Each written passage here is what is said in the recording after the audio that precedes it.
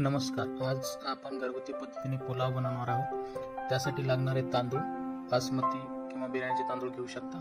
त्यानंतर भाजीपाले, बटाटो, टमाटो, कांदा, बीन आणि हिरवी मिरची असं भाजीपाला तांदूळ मस्त धुवून घ्यायचे.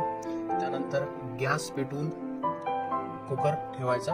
कुकरमध्ये तेल टाकून घ्यायचं, जिरे टाकून घ्यायचे. जिरे टाकून झाले की कापलेला कांदा टाकून घ्यायचा.